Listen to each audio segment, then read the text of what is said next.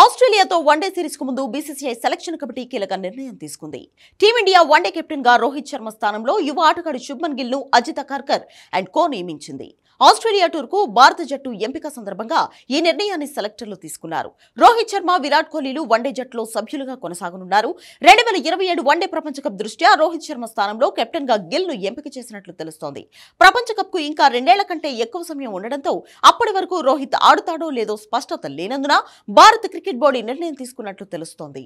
2027లో one day ప్రపంచ cup జరగనుంది. అప్పటికి ప్రస్తుత వన్డే కెప్టెన్ రోహిత్ శర్మకు 40 ఏళ్లు నిండుతాయి. ఈ క్రమంలో అప్పటి వరకు అతను ఆడుతాడో లేదో, అతని ఫిట్నెస్ ఎలా ఉంటుందో అన్న విషయాలపై ఆందోళన నెలకొంది. ఈ క్రమంలోనే శుభ్మన్ గిల్ కు సారథ్య బాధ్యతలను అప్పగించి ఓ ఆటగాడిగా రోహిత్ శర్మను కొనసాగించాలని బీసీసీఐ డిసైడ్ అయింది.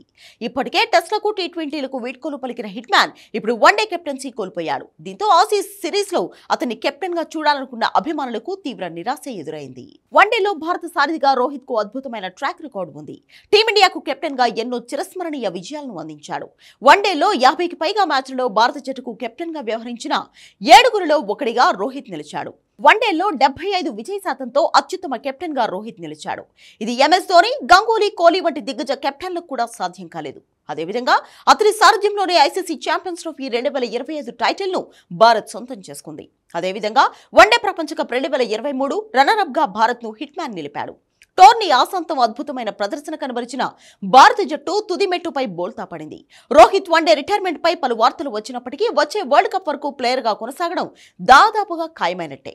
అయితే అప్పటి వరకు హిట్ మ్యాన్ తన ఫిట్నెస్ ను కాపాడుకోవాల్సి ఉంటుంది.